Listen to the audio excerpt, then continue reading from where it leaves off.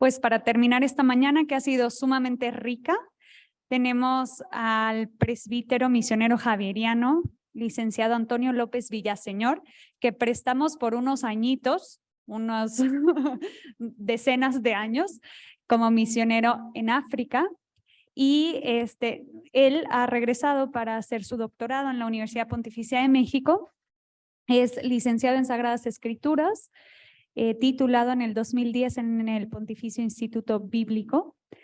Uno de los libros que ha publicado es el Nuevo Testamento en lengua Musei, y también un artículo, Teología de la Misión para nuestro tiempo, en francés.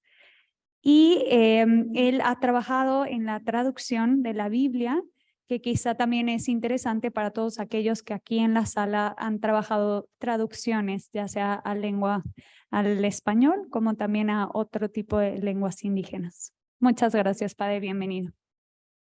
Muchas gracias y muy amables por aceptar que esté aquí delante de ustedes, ¿verdad? Buscando de compartir el trabajo que hemos realizado.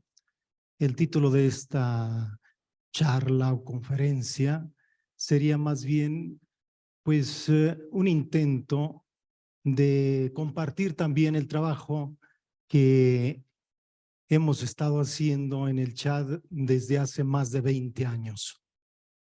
El título de esta ponencia es María va al encuentro de Isabel, Lucas 1:39-45. Tradición, traducción e inculturación en una sociedad oral. Hay que tener en cuenta que no es solo una sociedad oral en la que voy a hablar, es una sociedad no cristiana, en la cual los términos no concuerdan muchas veces en absoluto con lo que nosotros entendemos o con lo que la Biblia nos dice. Nuestra intervención, pues, se centra en un relato, el relato de la visitación, que tiene como base la tradición oral.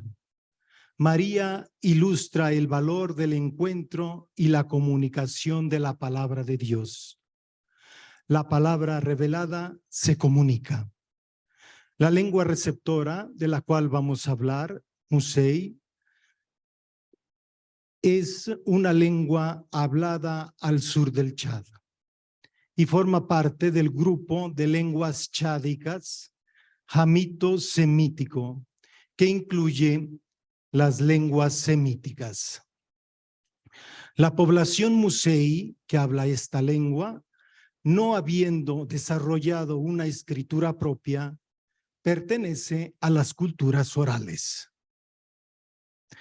El encuentro transforma, es portador de alegría, paz y bendición. La escena de la visitación ilustra el encuentro entre María e Isabel. María parte llevando al mismo Hijo de Dios al sur de Israel para encontrar Isabel. Dios visita a su pueblo. Dios se acerca a la humanidad y se ocupa de ella. Todo el que invoque el nombre del Señor se salvará, nos dice Romanos 10:13. La palabra de Dios trasciende las culturas y se dirige a cada persona en su época. El esfuerzo de actualización comporta un esfuerzo de inculturación. La traducción bíblica es el primer paso. ¿Cuál metodología de traducción? Sobre todo si es la primera vez que se realiza y si es un pueblo no cristiano. 3 etapas son las que hemos trabajado. Antes de la traducción, estudio del ambiente sociocultural, lectura y estudio de los textos, perícopa y contexto, género literario, filología, estructura o movimiento, autor y origen, paralelos, significado primario, es decir, en la perspectiva de la situación histórico y bíblica. Es particularmente relevante la comparación de las traducciones en las lenguas originales bíblicas antiguas. hebreo, griego y latín, siguiendo la metodología de trabajo de crítica textual. Durante la traducción, segundo paso. Estudio de la perícopa, el tema, el vocabulario, remarcando los problemas de crítica textual y estilo literario y del contexto. Reflexión sobre la forma de traducción en la lengua de los destinatarios, considerando el pasaje en su conjunto y en su género literario. Selección del alfabeto en forma de escritura y vocabulario. Primera traducción, buscando de ser fiel al texto original y a la transmisión del mensaje en la lengua de los destinatarios. Lectura en voz alta de la traducción de la perícopa para verificar si es conforme al estilo natural de esa lengua y si transmite el significado del texto original. Después de la traducción, ¿qué es lo que se va a realizar? La verificación de la versión. Lectura en voz alta en equipo. Se comprueba que las distintas partes traducidas se entiendan y se encuentren bien articuladas en la lengua de los destinatarios. Constatación de los pasajes poco claros o ambiguos. Control del significado, omisiones o agregados extraños. Revisión de la ortografía, nombres propios, palabras extranjeras, acentos o signos especiales, puntuación, etc.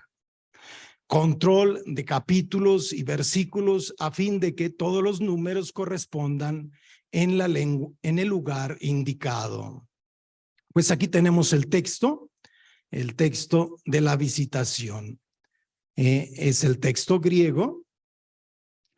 Antes, entonces, hay que estudiar el estudio del lenguaje de la perícopa. El lenguaje contiene semitismos. Anastasa, Eispolín, Judá, Engunaixin, y expresiones que no se consideran de Lucas. Eis, con valor de en los versículos 39, 40 y 44. La preposición introducida por Hina, el versículo 43, en lugar del infinitivo. El versículo 41 contiene un colorido característicamente judío. El niño en el seno de la madre salta de alegría, es decir, que los niños participan a la vida de los adultos. Estos particulares pueden indicar un origen palestino y pueden ser trazados de la tradición oral. Además, el verbo anefonesen se emplea en los 70 en el contexto de la liturgia hebraica, que por naturaleza reenvía a la tradición. La narración se caracteriza por su esencialidad típica de la tradición oral. Las afirmaciones de Isabel se presentan como un pequeño himno que se asemeja al Magnificat, versículos 46-55, que igualmente entra en esta misma categoría de reflexión. Desde el punto de vista textual, Lucas 1:39-45 no presenta variantes importantes. Así que, como es un poco complicado y no tenemos tanto tiempo, explicar todos los temas que presentan en los distintos documentos antiguos, pues es mejor que pasemos directamente a la traducción, que es lo que vamos a hacer de acuerdo al texto que el griego que encontramos de Nestle-Aland. Entais gemerais tautais es una indicación temporal típica del Evangelio de Lucas, que hace referencia al versículo 36, en donde se le anuncia a María que Isabel está esperando un hijo. En la lengua musei del sur del Chad se podría traducir como Juli Naamani, pero que la tradición oral tiende a saltar. Anastasa de Mariam. El participio se une al verbo de acción, aporeuce, para formar un pleonasma, construcción empleada en los 70 que traduce el hebreo o arameo cum, unido a un verbo de acción. El aspecto verbal de esta construcción es incoactivo. El lenguaje oral es vivo, ama los ideófonos para expresar las acciones y aunque parezca que se exagera en la repetición, esto crea un ritmo natural en la lengua de los destinatarios que anima el relato.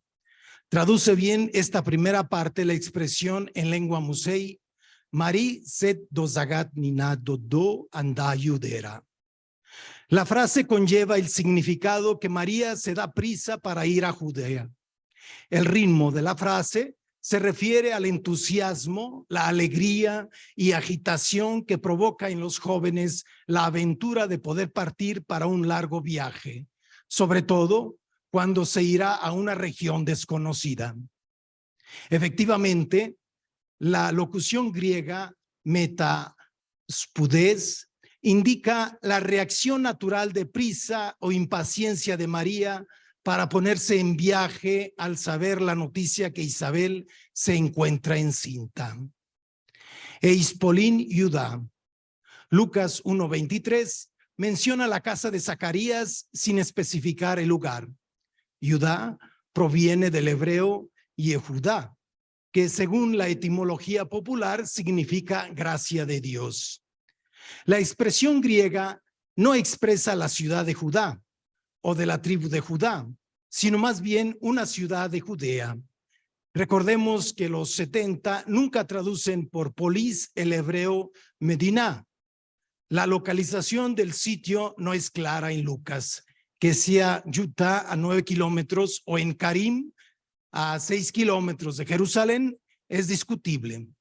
El motivo para indicar que Isabel vive en la montaña de Judea se debe al hecho que Lucas nos ha informado que su marido, Zacarías, no vivía en Jerusalén. Muchos sacerdotes vivieron en la región de Judea o Jericó. El término Mbasa, que en lengua musei significa tierra apropiada, nos parece una buena solución. Eisten Oreinen. El sustantivo indica un lugar lleno de montes o montañoso. La geografía juega un gran rol en la comprensión de los textos en las traducciones de la lengua de los destinatarios. Más de la mitad del territorio del Chad no contiene montañas y muy pocas rocas. El lenguaje de muchos pueblos originarios no contiene la palabra montaña. Es el caso de la lengua musei. Los relieves del territorio que esta población ocupa no son notables. Todo es plano y los pequeños lugares de tierra más elevados son producidos por el trabajo de las termitas. ¿Es justo traducir la palabra montaña por termitera o más bien por roca? Visto el relieve geográfico de la Palestina, lleno de rocas, sobre todo en las montañas, se prefiere utilizar el término jinira, que originariamente significa roca. Pero el significado de montaña, esta solución parece ridícula, pero la sociedad, bajo el influjo de la traducción bíblica, también lo está adoptando poco a poco en el lenguaje corriente. Caí eiselden eiston oikon Zacariu. La casa. Se presenta con el artículo aquí, tonoikon, porque es una casa conocida o única. El equivalente, taranga, que refiere el conjunto de la casa, traduce mejor que el término más específico de Sira, que se puede interpretar también como recámara. Kai espasato ten Elizabeth. Lucas no ha transmitido el saludo exacto. El verbo espasomai se refiere a un saludo oral o escrito. La lengua receptora del contenido bíblico traduce normalmente por dos términos. Tindepa, lanzar un saludo, literalmente. La gente entiende también el saludo árabe salam, que refiere el saludo hebreo shalom o shalom leja, que se traduce en griego por Eirene Zoí. El saludo hebreo es rico en significado: satisfacción, apagamiento, bienestar, paz, en contraposición a guerra. Situación de la persona que vive en armonía consigo misma, con la naturaleza, con las personas y con Dios. También significa bendición, suceso, riqueza, liberación y salvación. Pero el saludo de María no es solo un augurio, es el don más precioso, Dios mismo. María, dando el saludo, da a Dios mismo. El árabe asemeja al hebreo, pero es mejor respetar las lenguas originales, aunque sí es necesario explicar el contenido profundo del evangelio. Kai egeneto os ecusen ton aspasmontes Marías he Elizabeth. La frase kai egeneto más verbo finito es una construcción hebraizante debido al influjo de los 70. La traducción dat Elizabeth humdepa vimarinani es natural y traduce correctamente la frase griega, aunque si el pronombre femenino dat enfatiza la presencia de Isabel, matiz que no se encuentra en el texto original, pero la insistencia de la afirmación sobre el saludo de María a Isabel en los versículos 40 y 41b crea el efecto retórico de ralentizar el relato antes de informar sobre un acontecimiento especialmente significativo, a saber, el salto del bebé en el vientre de Isabel, versículo 41b, que la conduce a la exclamación en el versículo 41a. Esquirtesen en to brefos en te coilia autes. El verbo esquirtensen manifiesta los movimientos del feto en las entrañas de la madre, que se interpreta como signo de declaración. Incluso en el vientre, Juan es consciente de la dependencia del Mesías. El verbo griego es el mismo que los 70 emplean en Génesis 25-22 para describir la agitación de los gemelos, signo de predicción de la futura relación entre los hermanos. Lucas 1:44 interpreta los movimientos de la criatura como impulsos de alegría. La expresión Goma Jurutna Gijangen Tangao se usa normalmente en la lengua receptora e indica el sentido original del texto griego. Kai epleste neumatos hagio en Elizabeth. Isabel se llena del Espíritu Santo y le otorga la capacidad para interpretar correctamente el signo del movimiento en su vientre. En su casa se encuentra la madre y su Señor, dice el versículo 43, si lo vemos detenidamente. La frase griega se traduce en musei con musuklonara oiki jurut komikalarana. Es difícil encontrar un vocablo fijo para traducir santo, hagio. Aquí se emplea el término mismo de Dios, es decir, que pneumatos hagio se traduce literalmente por Espíritu de Dios, musuklonara. Es verdad que pneumatos hagio, sin el artículo, no indica la tercera persona de la Trinidad, sino su acción y los efectos que produce en la persona. Pero en este caso, el Espíritu se acerca y produce un contacto íntimo y personal que cambia al individuo. Isabel queda capacitada para reconocer al Señor y también la presencia de la que es la madre de mi Señor. La plenitud del Espíritu la inspira a expresar lo que en realidad es María. Esto nos hace pensar al Espíritu como parte de la tercera persona de la Trinidad. Kai enofonesen krauge megale kai eipen. El verbo anefonesen se emplea en los 70 para referir la liturgia hebraica. Esto hace creer en la existencia de un himno anterior a Lucas a carácter litúrgico. Versículos 42-45. Elizabeth Zawala Koloana, la traducción a Nefonesen Krauge por Zawala, utiliza la misma terminología empleada en los cantos de alabanza. Eulogomene su en Gunaixin. Este hemistiquio está constituido en forma paralela con elogemenos, jo, carpos, tesco y liasu. Los términos eulogomene y eulogomenos traducen beruj y berujá, bendito o bendita. Implican la alabanza y reconocen los destinatarios de la bendición, María y el Mesías.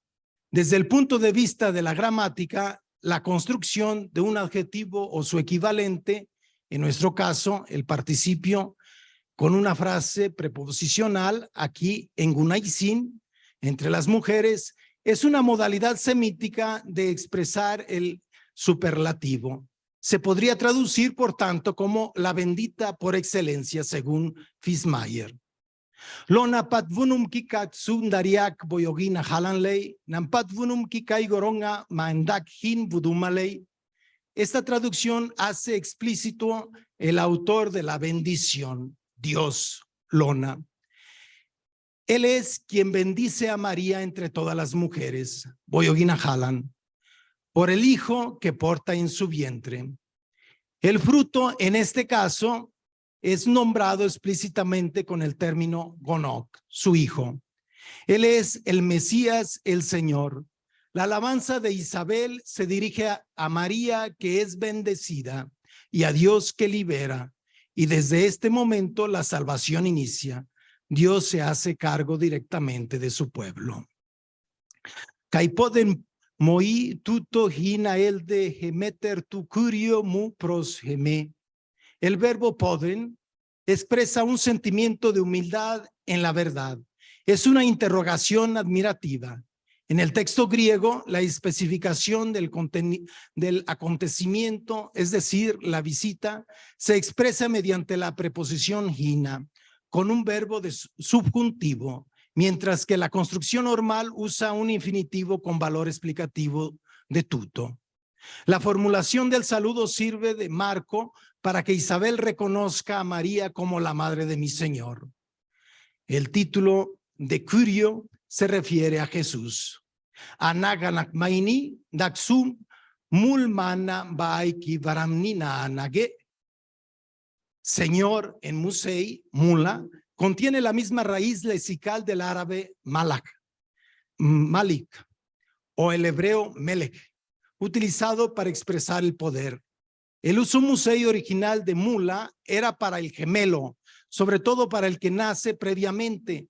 El nacimiento de dos niños se considera un fenómeno sobrenatural que causa temor en la sociedad musei por el poder que se les atribuye. El término en la tradición cristiana se enriquece con la adopción del significado de poderío de Jesucristo en cuanto soberano Rey del universo y Salvador en su estado glorioso. Idugar os egeneto jefonetu aspasmu su eista jotamu.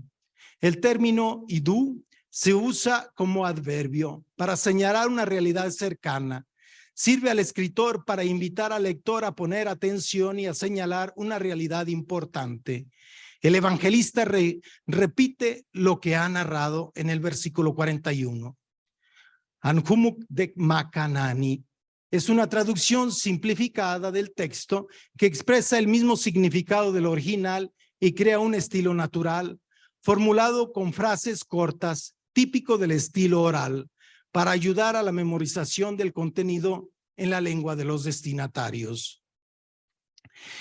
Scriptesen en agaliasei to brefos en tecoliamu. La alegría, agaliasei, manifiesta la promesa del ángel y el gozo de María después de la anunciación, que estallará en la alabanza. El saludo de María ha liberado la alegría del tiempo de la salvación. El Mesías esperado ha llegado ya. Gorol mahurun gijangen tanfurira gaulei. El término furira, en árabe faraj, es muy utilizado incluso como nombre propio. El vocablo en sí mismo indica el estado de ánimo positivo de la persona que se produce por un acontecimiento favorable, que se refleja en la expresión de la emoción o el sentimiento de satisfacción que se manifiesta exteriormente en gestos concretos como la sonrisa, la amistad y el buen humor. Kai Macaria Hepisteusata. La palabra Macaria es empleada frecuentemente en el Evangelio de Lucas. Expresa una situación de fortuna, felicidad, alegría profunda, última y definitiva. En este contexto, Macaria indica la comprensión de Israel por el influjo del Espíritu Santo acerca de la realidad de la maternidad de María. María es bienaventurada porque ha creído. Ella es la primera creyente. La fe en Jesucristo sobre la tierra ha iniciado con María. La maternidad de María no es solo física, sino también de fe. Furira kakagu. La lengua musei no contiene un término para expresar el griego Macaria. En el lenguaje corriente se utiliza furira, que ya hemos explicado. Ciertamente, el contenido teológico del texto se empobrece. Por eso se hace necesaria una buena catequesis que ayude a crecer en la fe. El término para traducir fe es convira. En este caso no contiene ningún equívoco, porque se añade jotiestai, teleiosis, tois, lelemenois, aute paracurio. Es decir, kakdak bik boyoma busuna daknara. La terminología para decir Señor refiere al término del Antiguo Testamento Adonai. Se expresa por busuna, que hace referencia a Dios creador. La idea de teleiosis, cumplimiento, que es una de las columnas de la comprensión de la historia de la salvación, se expresa con daka. Pues aquí tenemos nuestro texto traducido, entonces en lengua musei, que les leo. Mari zed dozagat nina dodo andayudera humbasa ginira.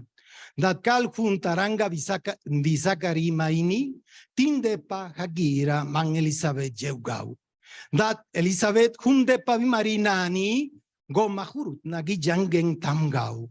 Musuklonara oiki hurut komikalarana. Elizabeth sawala koloana. Lona pat vunum kikai sundariak boyogina halanglei. Nampat vunum kikai gorongma ndak vudum malay. Anak-anak maini dak sumul mana baiki barangina anage. Ankumdep makanani. Gorongma kurungma gijanggeng tam furi gaulay. Furira kakagu kaindak vi boima busuna dak narana. Después de la traducción, ¿qué hay que hacer? El texto que hemos presentado es el que se utiliza en la catequesis y en la liturgia. Esta etapa ya se ha realizado, sobre todo durante la catequesis, con los catecúmenos que utilizan la metodología oral en el aprendizaje de los textos. Pues yo ya los cansé bastante, así que aquí termino.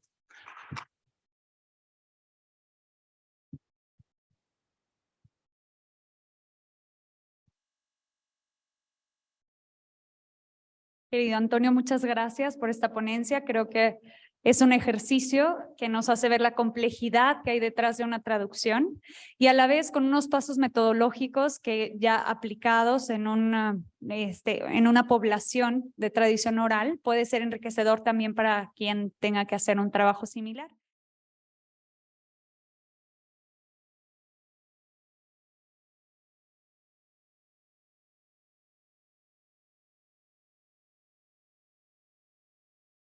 Muy interesante está todo lo que ha propuesto, Padre. Solamente yo quisiera, más que nada, más que pregunta, ver la relación que existe con aquella frase del Magnificat. Bienaventurada me llamarán todas las generaciones. ¿Qué relación hay sobre esto? Es todo. No entendí bien la pregunta, Sí. disculpe. La frase que está, aunque es un poquito en el Magnificat, dice: bienaventurada me llamarán todas las naciones. Y aquí hablaba usted algo de esa bendición también, ¿verdad? Ese macarismo que se encuentra, ¿verdad? Okay. Sí, bendita tú entre las mujeres y bendito el fruto de tu vientre, Jesús. Pues sí, va en la misma relación, ¿verdad? Porque el texto pues continúa. María después, según lo que nos presenta Lucas, da este canto de alabanza en el cual pues sí reconoce la grandeza de Dios y lo que está realizando en ella, según lo que aparece en el mismo cántico del Magnificat, porque hay todo este cambio, como pues todos los potentes, pues será el inverso, ¿verdad? Todos los humildes son los que son exaltados. Y aquí pues no entramos en este detalle porque pues hay todo sería todo un trabajo, ¿verdad? De reflexión sobre los macarismos, sobre todo cómo se presentan en los evangelios y en unión con el Antiguo Testamento.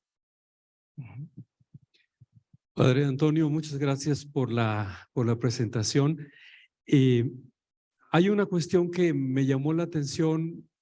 Definitivamente hay que fijarse y con mucha atención en la elección de los términos o de los sentidos que tienen los términos o que pueden evocar, para que entonces la traducción no vaya a desorientar, despistar.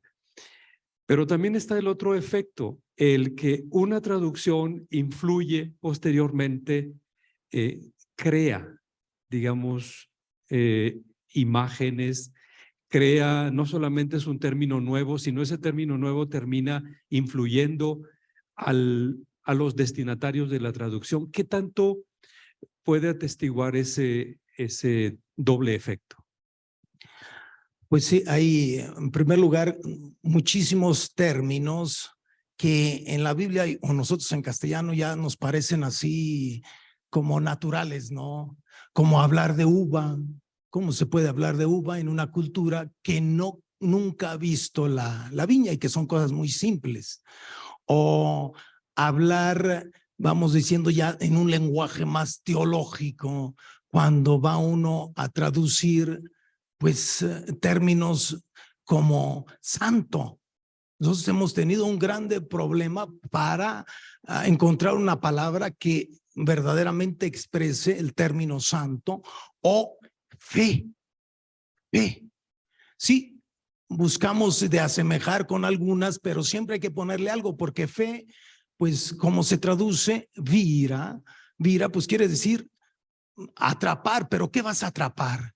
O recibir, pero ¿qué vas a recibir? Entonces, pues ahí hay toda una catequesis que se debe de hacer. Y además que aunque sean pocos, porque ahí en esta zona yo conocí los primeros misioneros, el padre Loaltrón, que llegó y que son ellos quienes buscaron los primeros términos, sea para decir Dios, el mismo Dios, pues traducimos de lona así, pero por ejemplo allí hay la influencia en el norte del Chad, se habla y es una de las lenguas nacionales, el árabe.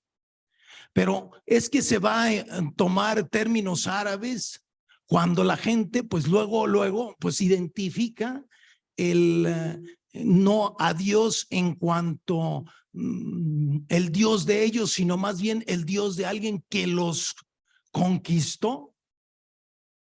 Hay todo un trabajo de reflexión sobre la lengua de los destinatarios que sobre todo los biblistas nos preocupamos de ver los orígenes, ¿no? Pero después cuando vas a traducir, ¿qué consecuencias tiene? Y estoy hablando nada más de las palabras que no pueden tener contrasentidos.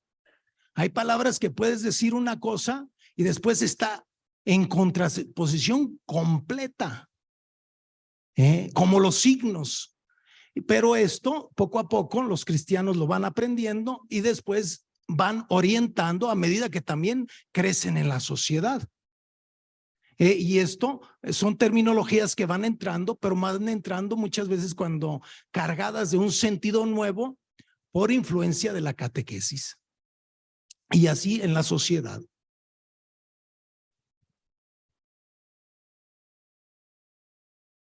Muchísimas gracias, Padre. Qué trabajo te estás echando, ¿no? Felicidades. A la hora que dijiste que no había montañas, dije, ay, híjole, pues ¿cómo hacerle, mano? Porque Dios se dice fácil, pero no. Cuento una anécdota y luego lo que quiero comentar, ¿no?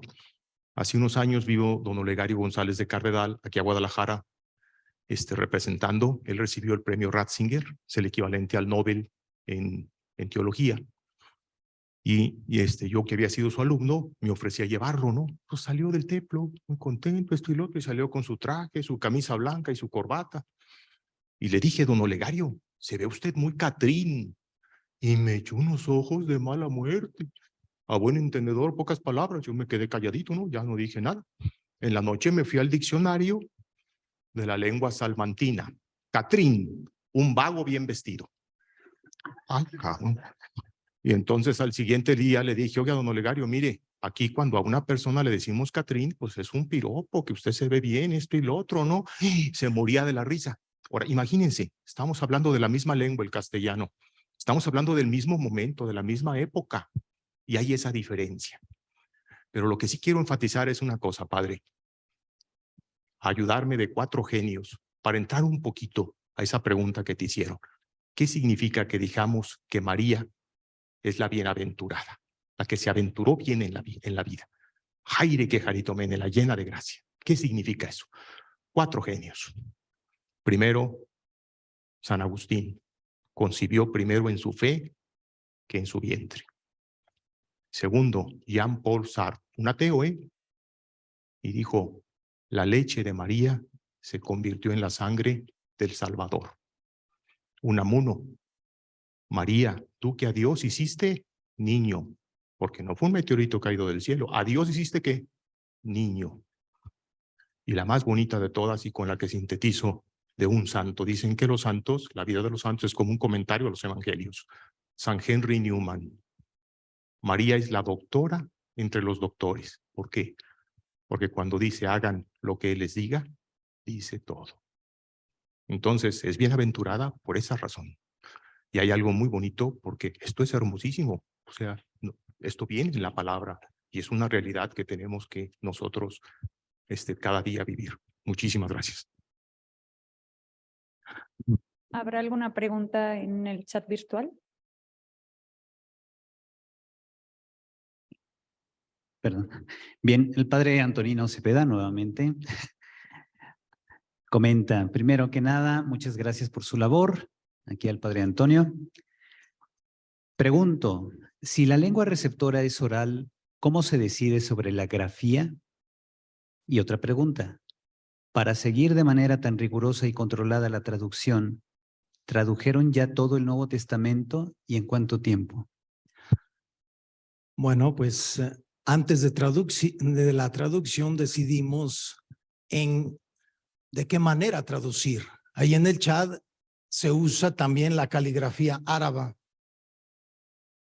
y se usa la latina, la que conocemos. O al hacer las escuelas del Estado, pues se usa el francés como la lengua más hablada y que todos aprenden. Entonces, pues hay que buscar según lo que nos recomiendan los lingüistas en el lenguaje internacional, pues buscar los distintos, porque hay sonidos, las sonoridades que deben corresponder con esta lengua. Y además, que yo como extranjero no lo hago, lo digo, me confieso, porque pues no lo puedo hacer. Hay tonalidades en esas lenguas y las tonalidades muchas veces cambian los sentidos. Y cuando escribimos un texto, el texto del Nuevo Testamento que hemos escrito, lo escribimos sin tonos. ¿Por qué? Porque si no, se carga completamente el texto, pues ya aparece todo, casi cada palabra, pues no solamente palabra, cada consonante o cada vocal con una tonalidad distinta. Y eso complica mucho las cosas. ¿Y cómo le hicimos para traducir, para publicar el Nuevo Testamento? Pues nos fuimos un año a l'École Biblique et Archéologique de Jerusalén con un trabajo previo que ya habíamos hecho durante 6 años. Ahí estuvimos con los grandes traductores de la Biblia en lengua francesa que nos ayudaron y nos orientaron también para hacer este trabajo. Y desde hace 20 años yo estoy trabajando en esto. Ahorita estamos trabajando en el Antiguo Testamento. Yo acabo de llegar a México, no tengo ni un año. Y si Dios quiere, me regreso ahora en el mes de mayo, junio, julio para seguir un poquito este trabajo. Después regreso otra vez para continuar aquí. Ese es el trabajo que estamos haciendo. Entonces estamos buscando después pues poderlo publicar. Me dirán, al inicio trabajábamos con los protestantes, pero los protestantes querían traducir todo del francés, con las versiones a ellos, con sobre todo los luteranos de la Iglesia Reformada, que buscaban después de los pastores de hacer todo lo que era, no, que esto no corresponde, que eso, al final no pudimos trabajar así, porque cuando hablas ya o traduces de una lengua que ya es una traducción, te lleva a equívocos en algunas cosas. Entonces, pues preferimos, ellos sí ya sacaron una primera Biblia, pero la gente pues toma, bueno, aparte que los deuterocanónicos no están traducidos, pero la gente no se identifica. Y nosotros ya con el trabajo del Nuevo Testamento, pues ya tenemos 10 años que se ha publicado ese documento y la gente sigue trabajando. Bueno, lo sigue utilizando, incluso los protestantes. Es la palabra de Dios de referencia en esa lengua. Bueno, Padre Antonio, gracias por tu exposición. Yo me sentí muy reflejado en tu trabajo. Nosotros tardamos 10 años en traducir al Rarámuri en 3 variantes el Nuevo Testamento. Y oyéndote, me sentí chiquito porque nosotros lo hicimos de manera muy artesanal. Nada que la École Biblique, que fuimos a hacer todo esto que hiciste, fue así como estar con la gente, aprender bien el idioma, escuchar a los ancianos, detectar mucho el pensamiento teológico que ya tienen ellos de base, como un pueblo indígena que tiene 400 años, 450 años de cristianismo, ¿no? Y una riqueza muy grande. Nosotros creímos que ellos iban a aportar mucho a la interpretación del Nuevo Testamento desde su cosmovisión teológica originaria. Fueron 10 años de batalla, se nos murieron varios ancianos en el camino, que eran quienes podían orientarnos. Y finalmente tuvimos también que recurrir muchas veces a la traducción del Instituto Lingüístico de Verano, que también estaba en Tarahumara, y vimos toda la tendencia ideológica de ellos. Ellos han de decir lo mismo de nosotros, ¿no? Pero ahorita escuchándote, creo que nos diste muchas pautas de lo que hemos llamado, a quienes nos hemos dedicado a la traducción de la Biblia a idiomas de pueblos originarios, la equivalencia dinámica. Cómo poder encontrar, no solamente en las palabras, sino en el alma de la gente, en su cosmovisión de Dios, la palabra adecuada para traducir la intención del texto, ¿no? O del autor. Y sí, de veras, me sentí así chiquito porque oyéndote uno dice, vaya, qué trabajo. Porque además es el problema de que no tienen lectoescritura, como lo dijiste, que tampoco acá hay. sigue el problema de transmitir ese texto que ha quedado fijo para enriquecer al idioma y el pensamiento de ellos que enriquece la interpretación, pero sigue el siguiente trabajo, que es el trabajo que ya mencionaste ahorita, de la asimilación del texto, de la identificación del texto y que la gente lo sienta suyo, se vea reflejada. Sí, esa era la pregunta, pero ya la dijiste ahorita cuando dices que ha sido fructífera, que la gente lo ha ido reconociendo, que se siente más identificada que con la otra traducción ofrecida por los protestantes, ¿no? Y acá voy a poner solamente un ejemplo de esa carga ideológica que puede haber en la traducción. Los protestantes, para hablar del trigo y la cizaña, para decir cizaña usaron la palabra basíguare. Y basíguare es una plantita que crece en la Tarahumara, que es la que ellos usan para hacer fermentar su bebida sagrada, o sea, el tesguino, que es con lo que ellos festejan a Dios y con lo que se ponen sus borracheras pascuales y demás, ¿no? O sea, porque es el festejo, la abundancia y se le da de beber a Dios. Y entonces nosotros encontramos el problema de cómo cambiar exactamente esa palabra para respetar incluso sus contradicciones, sus situaciones que pues uno tiene que respetar por la cultura, por el respeto a su identidad, porque finalmente creo que lo que más debemos de valorar en una traducción es la identidad religiosa de la gente sin que por eso ofrezcamos la novedad del evangelio, ¿no? Pero se requiere mucha humildad para traducir, escuchar mucho, y creo que más o menos eso tú lo dejaste ver mucho en lo que transmitiste. Entonces, muchas gracias.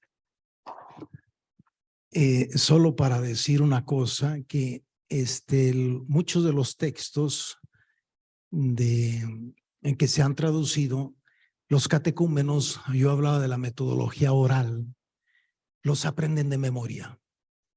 Entonces, cuando ellos los pronuncian después, al menos cuando yo estaba ya trabajando en la pastoral, el evangelio no se leía, o la palabra de Dios no se leía, se proclamaba, es decir, comenzaban en el momento del evangelio, pues iniciaba Mari dosagatina dodo a tu yudera, ellos proclamándolo, y de manera oral, de manera memorizada. Y eso muchas veces le ayuda mucho a uno, porque hay cosas que saltan, hay cosas que se transforman, hay cosas que ayudan para corregir el texto, ya en lo que es la proclamación. Pero también el grupo con el que uno trabaja, pues una vez que se ha realizado una traducción, también hay que ver cuál es la interpretación que la gente le da a las palabras que uno ha escogido o que el grupo de traducción escogió. Porque hay palabras, por ejemplo, yo les hablaba de santo. Es que allí es un poco complicado. Entonces nosotros pues siempre había que poner a Dios antes o hacer casi siempre referencia a Dios, pero cuando es con las personas, una persona santa, pues sí, una persona que para no tener equívocos, porque si no, muchas veces se va con otras pues cosas que no, en lugar de ayudar a la gente a crecer en la fe, podrían llevarla por caminos que la pueden distorsionar completamente. Pues muchas gracias, creo que se merece un aplauso, le entregamos un reconocimiento. Con este aplauso también reconocemos todo su trabajo en favor del bien de estos pueblos y la palabra de Dios, y también les pedimos que nos ayuden con la evaluación que mandaremos al grupo de WhatsApp. Muchas gracias a ustedes.